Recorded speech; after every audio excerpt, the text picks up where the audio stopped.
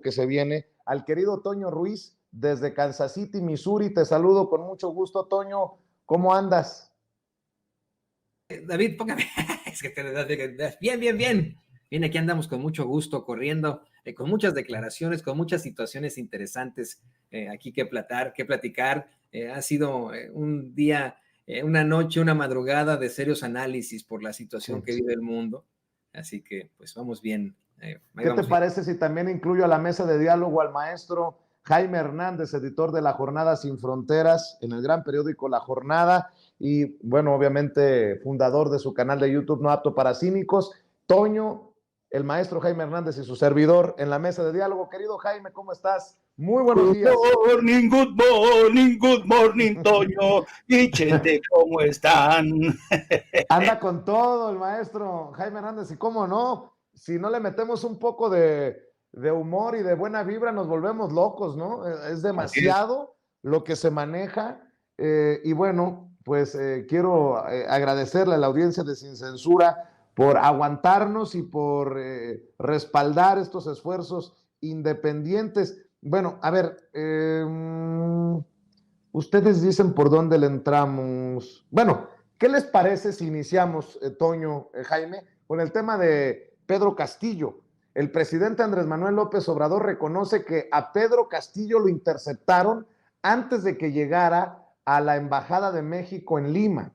El presidente hoy no reconoció a la que fue elevada como presidenta en el Congreso de Perú, en este golpe de Estado. Empecemos por ahí. Ustedes sí ven un golpe de Estado contra Pedro Castillo, y de ahí nos vamos con el papel que puede jugar México a la hora de buscar el exilio, la protección de Pedro Castillo, quien creo yo que así como están las cosas corre peligro, como en algún momento corrió peligro Evo Morales en Bolivia. Empiezo contigo, Toño. Definitivamente, Vicente, Jaime, es en definitiva un golpe de Estado contra el ahora depuesto presidente y profesor Pedro Castillo. La explicación es sumamente complicada porque precisamente la ultraderecha y sus medios corporativos insisten en culparlo a él de que se dio un autogolpe de Estado. Esto porque, bueno, pues como dijo hoy el presidente López Obrador, les dio algún tipo de argumentos al desmantelar al Congreso y decretar ese el estado de excepción, ¿no? La realidad es que pues ha sido boicoteado por la derecha de su país desde el principio de su mandato. Desde el día 1 lo acusaron de corrupción sin siquiera haber ejercido, ¿no? Es un mandato que hay que decirlo con todas sus letras, duró aproximadamente 1 año y medio, justo como el de sus antecesores. Van como 5 presidentes en solamente 6 o 5 años, si contamos a esta señora Mercedes Araoz, que pues tuvo que ejercer como presidenta en funciones durante la crisis de Kuczynski. Pero miren, es evidente esa crisis política que se vive en Perú, más que evidente, y yo considero que en definitiva está establecida por las élites conservadoras. Fíjate, Vicente, Jaime, querido público consentidor, cómo es que, por ejemplo, acá en Estados Unidos quieren plantear la idea de que Pedro Castillo es exactamente igual que Donald Trump, que exactamente como Trump intentó hacer un golpe de Estado y se equivoca, ¿no? Trump intentó hacerlo con la toma del Capitolio ese 6 de enero de 2021, pero verdaderamente no es lo mismo. Aquí sí hubo una movilización de insurgentes violentos al final del periodo de Trump. Aquí sí hubo una situación verdaderamente llamativa. El profesor Castillo no llevaba ni 2 años en el poder y ya había sido impugnado varias veces. Disuelve el Congreso sin ningún tipo de apoyo de una fuerza fáctica y pues está completamente solo porque lo abandona su partido, se separa de su partido recientemente. Hay que decirlo con todas sus letras, hay una especie de rechazo por parte de ciertos sectores de la sociedad ante la inflación mundial que también afectó obviamente a Perú. No tiene, como ocurre en México y en Estados Unidos, que tenemos un presidencialismo, no tiene el respaldo de las Fuerzas Armadas o de una fuerza pública, de la Policía Nacional, como le llaman ahí, la Policía Nacional del Perú, y eso fue lo que lo motivó a actuar. Yo considero que fue en efecto una decisión incorrecta, pero tal vez no le quedaba otra cosa que hacer. Vamos, es lo importante que hay que poner aquí, ¿no?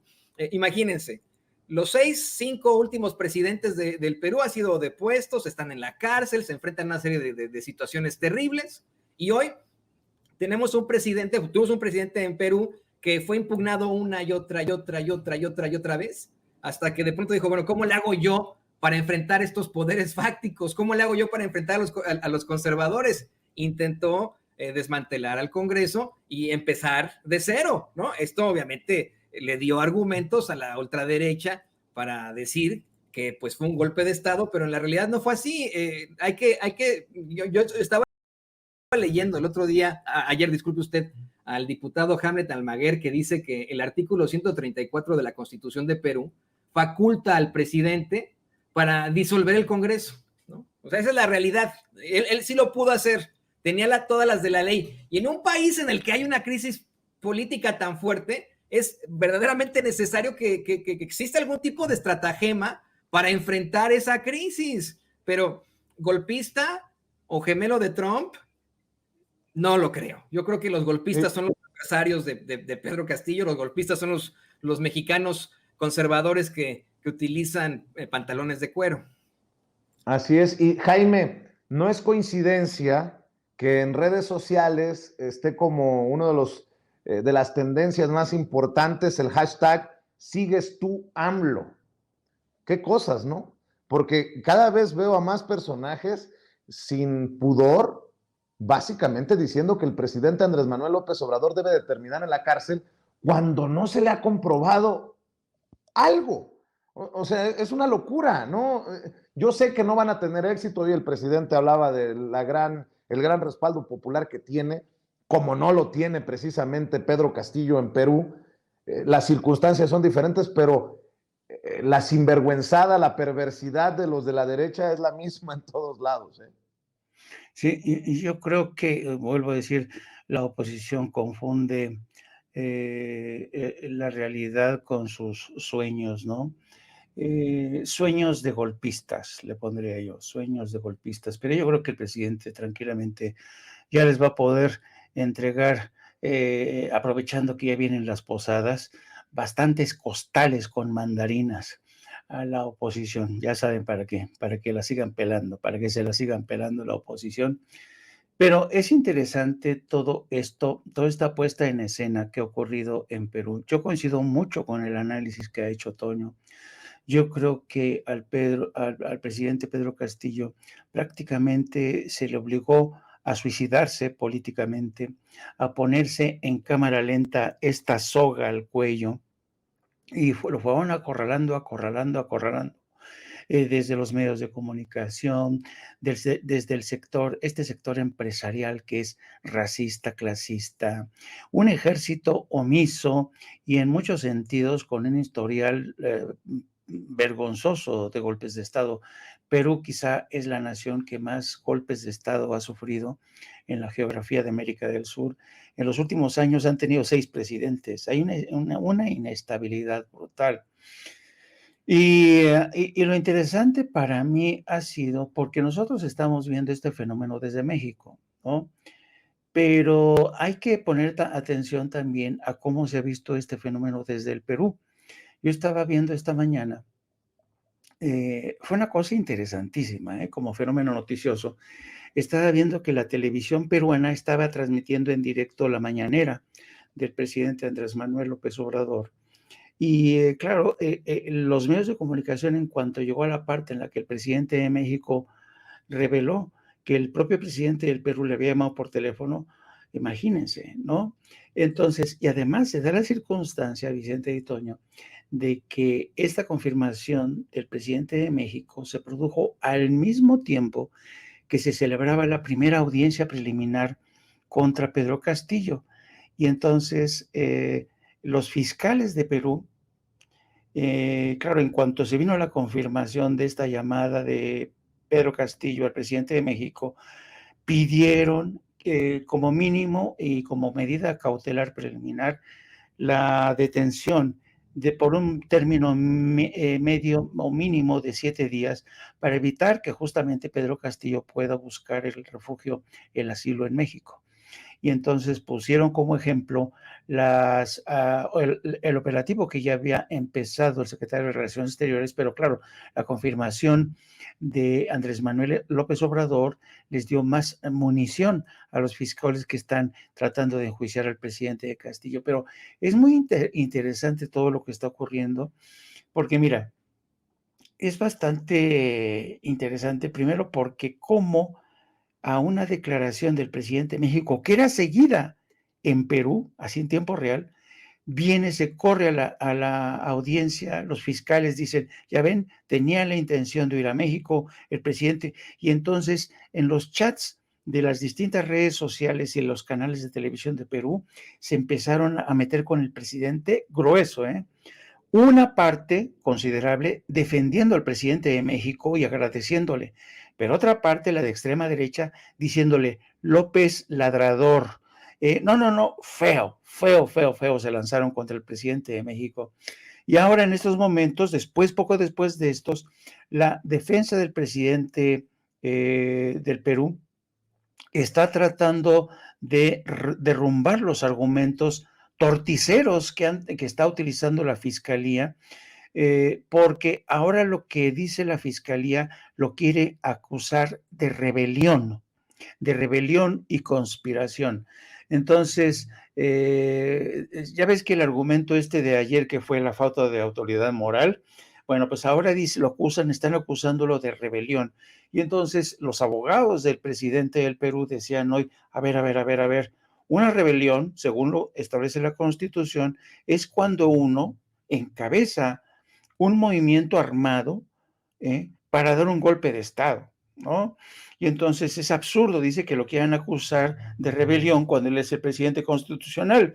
Entonces, lo están tratando de acusar de rebelión y de conspiración. Rebelión porque quieren elevar el tiro de la acusación del delito para así condenar a una pena larga de carcelaria al Pedro Castillo y así permitir sepultar toda posibilidad de su retorno. Bueno, pero al mismo tiempo que estaban apuntando contra Pedro Castillo los fiscales, sale al mismo tiempo la presidenta en funciones en una improvisada rueda de prensa en la que le preguntan los medios, señora presidenta, ¿qué va a hacer? ¿Va a convocar elecciones? Dice, bueno, yo tengo ahorita mismo la obligación de redirigir, reorientar los esfuerzos de la nación. Yo no sé qué quiso decir con eso de reorientar los esfuerzos y el futuro de la nación, pero dijo, le preguntaron específicamente, ¿y qué va a pasar con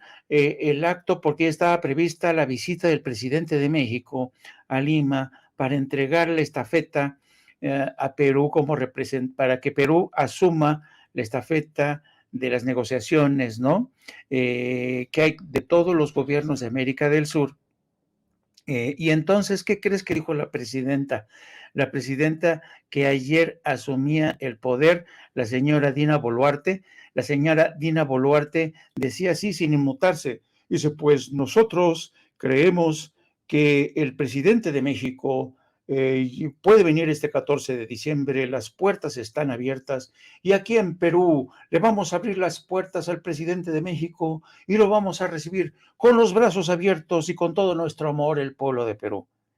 ¡Qué cara! Es decir, mientras intentan por todos los medios atacar al presidente de México en los medios conservadores, diciéndole a Andrés Manuel López ladrador, mientras los fiscales están tratando de elevar el tiro del delito para condenarlo a cárcel por muchos años, la nueva presidenta de Perú no dice que vaya a convocar elecciones, nada. Lo único que dice que su gobierno está dispuesto a recibir con los brazos abiertos al presidente de México.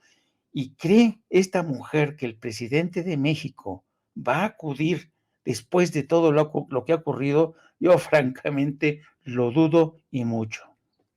Y fíjense, para otra vuelta con este tema, porque es tristemente fascinante, y lo digo, ojalá que me permitan usar estos términos, tristemente fascinante, porque es fascinante por todo lo que se ha desarrollado y triste porque está de por medio la vida de un hombre, en el caso de Pedro Castillo, su familia, y todo un pueblo como el de Perú. Le mandamos un saludo al pueblo peruano. Estoy viendo que desde el Universal están dando vuelo a esto que dicen de la derecha, ¿no? En Perú piden al presidente López Obrador dejar de entrometerse en los asuntos peruanos tras la destitución de Pedro Castillo, es lo que publica el Universal. La corresponsal mexicana en Washington, Dolia Esteves, también dándole vuelo a esto de que no se meta el presidente Andrés Manuel López Obrador en los temas de Perú. Oposición en Perú exige a AMLO dejar de entrometerse en asuntos internos e interceder a favor de Pedro Castillo.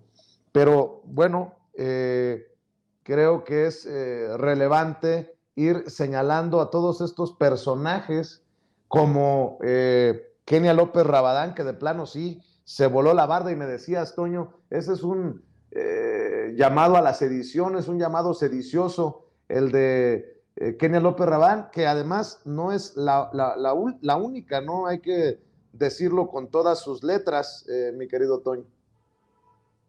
Muchos otros que están haciendo ese llamado a la violencia, que se tienen que definir como eso, Vicente, querido Jaime, querido público consentidor, como fascistas. Miren, luego de que el presidente López Obrador diera a conocer ayer que considera, y lo cito, ¿no? Lamentable que por intereses de las élites económicas y políticas desde el comienzo de la presidencia legítima de Pedro Castillo se haya mantenido un ambiente de confrontación y hostilidad en su contra hasta llevarlo a tomar decisiones que le han servido a sus adversarios para consumar su destitución con el sui generis precepto de incapacidad moral. Luego de que tuiteara eso el presidente, salieron los más despreciables de los despreciables. Salieron a hacer un llamado de golpe de Estado en México. Lo hizo primero el racista de Mario Di Constanzo, ese que precisamente utilizó la frase terrible de no tienen la culpa, ya saben qué. No, yo no lo voy a repetir porque a mí me parece verdaderamente ofensivo, pero él tuiteó esto, pregunta, ¿y si en vez de Pedro se llamara Andrés y Lili en lugar de Dina? Esto, por supuesto, al mencionar a la vicepresidenta de Perú, Dina Boluarte, quien yo estoy contigo, Vicente, emula a la conservadora boliviana Yanine Áñez al tomar protesta como mandataria. Ya sabemos dónde está Yanine Áñez en estos momentos en Bolivia, está tras las rejas, ¿no? Pero bueno, también tenemos este sujeto de los pantalones de cuero, el junior de los juniors, Pedro Ferriz Hijar, decir, ¿para cuándo? Como ya lo habías planteado, ¿con quién se tiene que hablar o qué pex? Tú viste también, lo viste también, tu querido Vicente Jaime, a Marco Levario Turcot, que hasta sacó un mensaje golpista videograbado haciendo un llamado absoluto a la sedición. Marco Levario Turcot, chayotero profascista. Pero lo que más preocupa es que venga desde el poder, que venga de personajes como Kenia López Rabadán, quien hace ese evidente llamado a la sedición en México, como cuando llamó a sus seguidores junto con Lili Telles, Xochitl Gálvez, en este programa espantoso, a la agresión en contra de los miembros del equipo de Sin Censura. Tú pusiste hace rato ese tuit verdaderamente lamentable de Kenia López Rabadán, en el que asegura que López Obrador enfrenta el futuro de la destitución, del golpe de Estado, de la cárcel y del desprecio. Está incurriendo en sedición.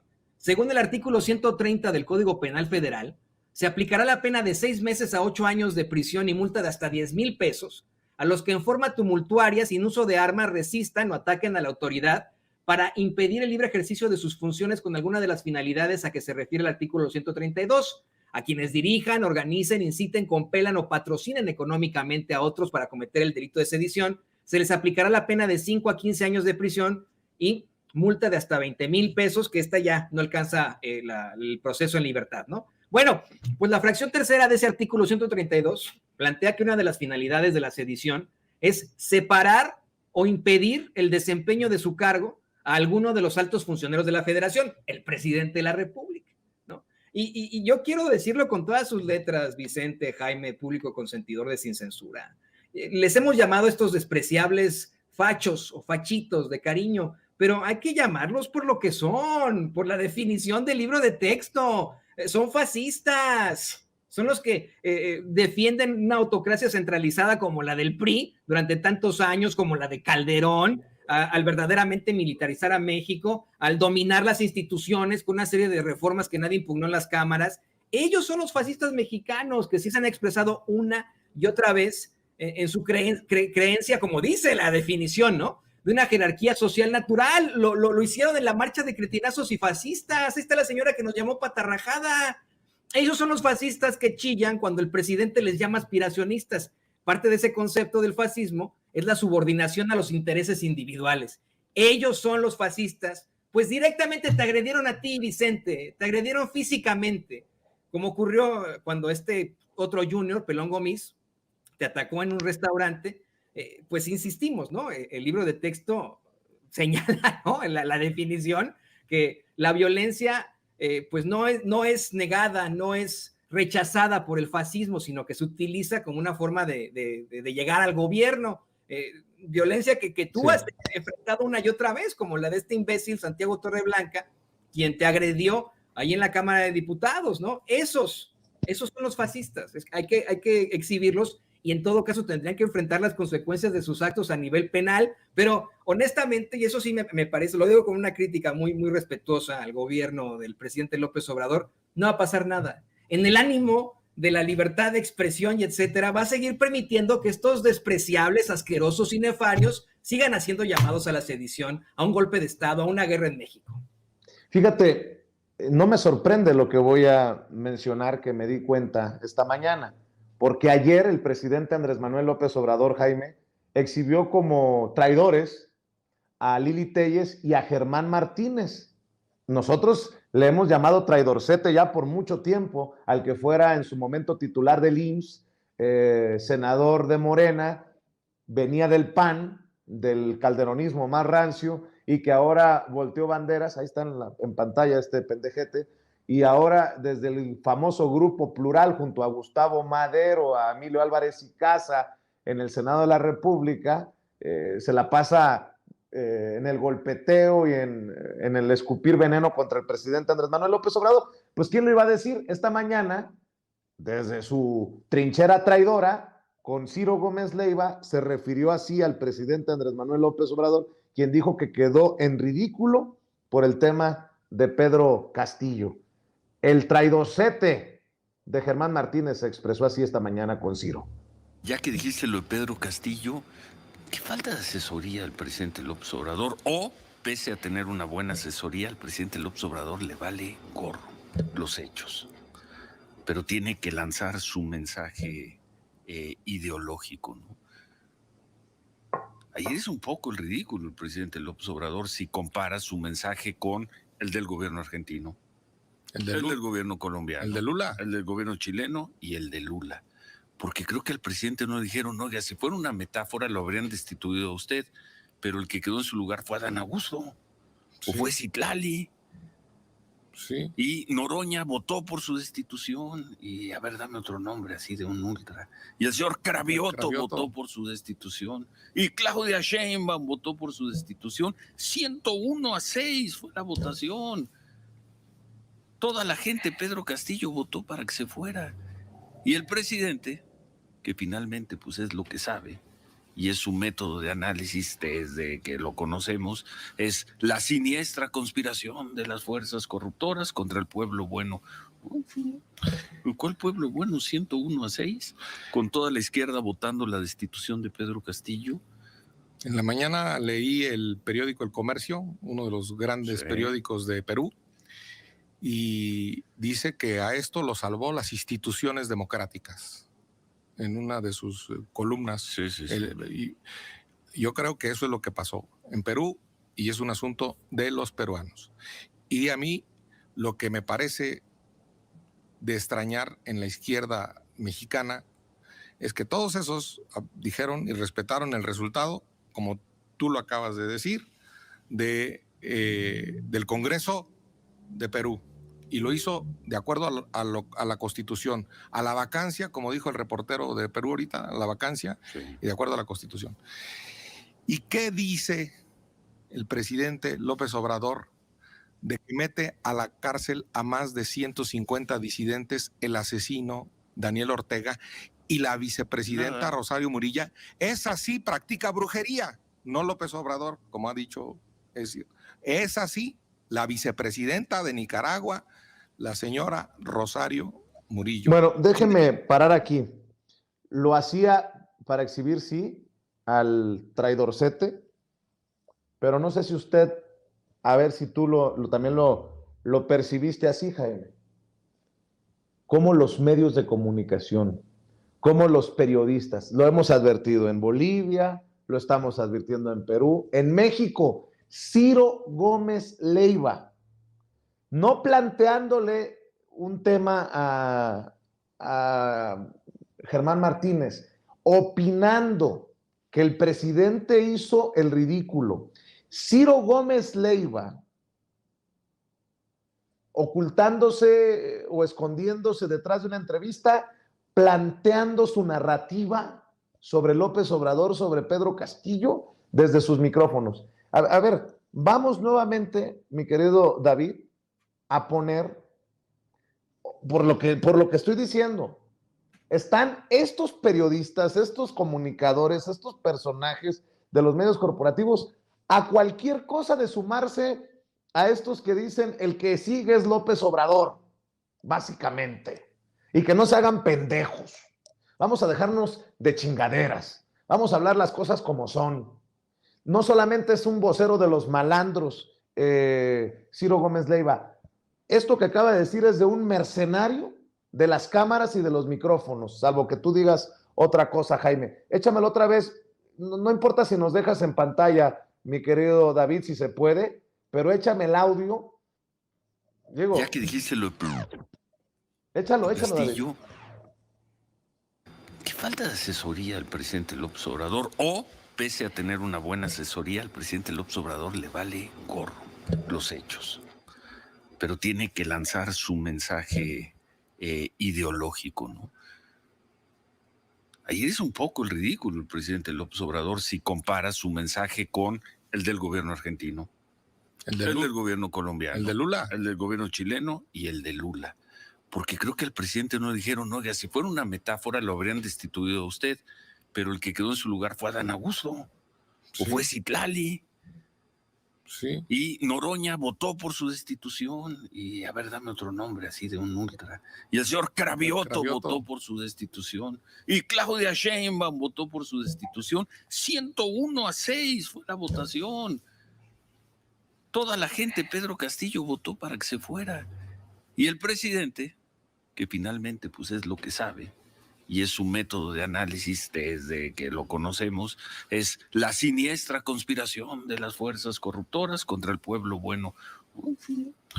¿Cuál pueblo bueno? A ver, mi querido Jaime, déjame escuchar tu opinión porque creo yo que Ciro Gómez Leiva se burla de alguna manera del presidente, lo ridiculiza y bueno, pues ahí está un claro ejemplo de cómo los medios de comunicación, los periodistas, empiezan a mover las narrativas, en este caso, contra el presidente López Obrador, quien se pronuncia por el caso de Pedro Castillo, como en su momento lo ridiculizaron por haber rescatado a Evo Morales y un etc. muy largo, mi querido Jaime. Yo anoche estuve escuchando en esta obsesiva labor de estar viendo distintas fuentes. Y me llamó mucho la atención por ejemplo, en el noticiero de Televisa, Denise Merker, después de que el presidente dice que México tiene que apegarse a su política exterior de no intervención y lo único que pide es que se respeten los derechos humanos de Pedro Castillo. Ese fue el pronunciamiento del gobierno mexicano y que lamentaba lo que estaba ocurriendo en Perú, pues que claro, ese país está viviendo realmente en una situación de inestabilidad política que ya va para los 10 años. Bueno, terminó de hablar el presidente y ¿qué crees que dice Denise Merker? Dicen, ven, y ahí tienen la política de no intervención. ¿Dónde está la política de no intervención? Yo me quedé, ¿pero de qué habla esta mujer? ¿No? Bueno, pero Ciro Gómez Leiva, cuando dice que el presidente carece de asesores, parece que no tiene asesores y que está haciendo el ridículo. Primero, hijo mano, de verdad, qué ignorante es Ciro Gómez Leiva. Es una de las personas que practica un periodismo más casposo, No es ignorante, es culebra. También culebra. Bueno, pero fíjate nada más lo que dice, que el presidente carece de asesores. Pero es que ¿Tú crees que el presidente necesita de asesores para saber lo que está diciendo? Mira, yo te voy a decir una cosa. Yo creo que qué bueno que el presidente de México habló. Qué bueno. Porque a estas alturas lo que no podemos negar es que Andrés Manuel López Obrador tiene un liderazgo político regional indiscutible. Y es el primer presidente de México en las últimas décadas que su voz cruza las fronteras. Entonces, yo creo que el presidente de México tenía la obligación de pronunciarse en los términos más diplomáticos, sí, pero no podía quedarse callado. No podía quedarse callado. ¿Por qué? Porque él sabe que en Perú hay millones de peruanos que han visto esto como un golpe de Estado, ¿eh? Entonces, eso para mí es muy importante, cosa que no le cabe en la cabeza a Ciro. Segundo elemento, yo he observado, si ustedes revisan hoy las primeras planas de todos los periódicos en México, no hay uno solo, ni uno solo, que hable del golpe de Estado. El único periódico que habla de golpe de Estado es La Jornada. Ni uno solo. Dicen, el presidente de Perú cayó, fracasó el autogolpe de Estado, apresan al presidente de Perú, pero nadie se atreve a denominar esto lo que es, golpe de Estado. Y entonces aquí mira, esto es un fenómeno que va más allá del cabeza hueca de Ciro Gómez, de muchas de estas gentes. Mira, desde siempre, y esto es un fenómeno que yo lo viví desde Estados Unidos y ahora desde México, ha habido un proceso de galvanización de lo que es el manejo de los medios de comunicación. Si el Departamento de Estado no dice que esto es un golpe de Estado, los periódicos mexicanos, ¿tú crees que van a ir tan lejos como llamar este golpe de Estado? Pues no. El Departamento de Estado no ha llamado esto golpe de Estado. Dicen que es autogolpe de Estado y que fracasó. Bueno, y entonces detrás de este autogolpe de Estado disfrazan un golpe de Estado. Lo que pasa es que los medios de comunicación en México están colonizados. Hay una alienación de periodistas y medios que tú dices, ve el Twitter de Dolia Esteves, ¿no? Que también va por ahí. Que entonces dices, ¿por qué esta gente tiene tanta dificultad a pensar con cabeza propia, a tener ideas propias? ¿Por qué? Porque claro, durante mucho tiempo han seguido la línea editorial que les ha dictado el Departamento de Estado. Triste, pero es así. Entonces, yo creo que aquí te das cuenta de cómo en México tenemos un serio problema de coloniaje mental, ¿no? De coloniaje mental. Hay mucha gente que sigue pensando como gringo, ve todo el mundo a trasluz o con los ojos de un gringo, ¿no? Golpe, no, en Perú no hay golpe de Estado. Es que ese hombre era un comunista, ¿no? Imagínate que hace una proposición, ¿no? O sea, vamos a especular, ¿no? Imagínate que algún día estos inútiles de la derecha en México, la oposición y medios de comunicación, consiguen que empujar, como hicieron con Pedro Castillo, pero consiguen arrinconar a Andrés Manuel López Obrador, cosa que no va a ocurrir, pero imagínatelo, vamos a especular, que consiguen, y entonces el presidente de México arrinconado da un golpe de Estado, declara un gobierno de estado de excepción, y entonces sería el escenario perfecto para que Estados Unidos le diera la bendición a un golpe de Estado. Pero el ejército mexicano, por supuesto, no va a sumarse, ¿no? Que sueñen, que sigan soñando. Pero bueno, imagínate cuál sería la narrativa de la derecha. Ya ven, cayó Andrés Manuel. ¿Por qué? Porque practicaba brujería en Palacio Nacional. Todo lo resolvía con brujería, ¿no? Así son estos de tremendos, ¿no? Oye, y cuidémonos nosotros, porque fíjate que en un tuit que ponemos con un video de los dichos del presidente Andrés Manuel López Obrador, donde asegura que no se podría dar un golpe blando contra él porque él tiene el respaldo popular, ya alguien me escribió, panzón, te recuerdo que tu amo y empleador López Obrador va a ser requerido por la DEA en menos de 3 días, lo tienen ante un juez federal y de ahí a la cárcel, porque están moviendo en otros espacios que un testigo dijo que le habían dado sobornos al presidente Andrés Manuel López Obrador, y me dicen, y a ti te vamos a meter preso por tráfico de influencias y todo lo que se derive. No, Dios nos libre que el PAN, que Claudio X González tenga éxito electoral en algún momento porque si por estos fueran, a ver, don Claudio, la lista negra que estaba haciendo hace unos meses, pásenosla, por favor, no, qué miedo con estos fascistas. No, además yo te prometo que si te meten a la cárcel, prometo visitarte, Vicente, y llevarte tus taquitos. No, te van a meter conmigo, cabrón.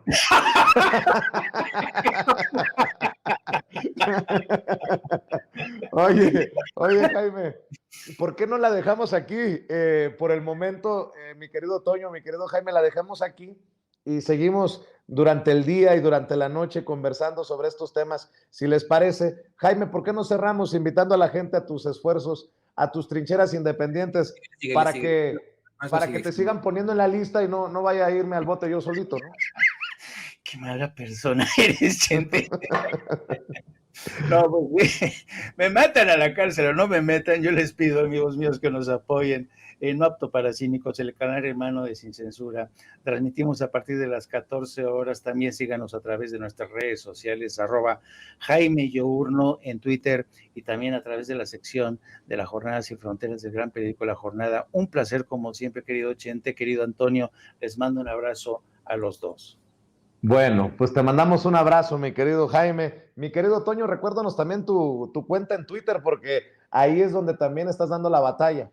Es @J Antonio Ruiz H, ahí en Twitter vamos a estar. Y mira, hoy tuvimos esta mesa de análisis con la mañana y con la noche, night and day, la mañana conmigo, la noche con Jaime. Nada más quiero cerrar también diciendo que eso que dice Ciro Gómez Leiva y el otro es estúpido, pues bueno, está plagado de ignorancia. Dicen que el hecho de que se quedara la vicepresidenta Dina Boluarte es como si se quedara Adán Augusto López o Claudia Sheinbaum. Están muy estúpidos, ¿eh?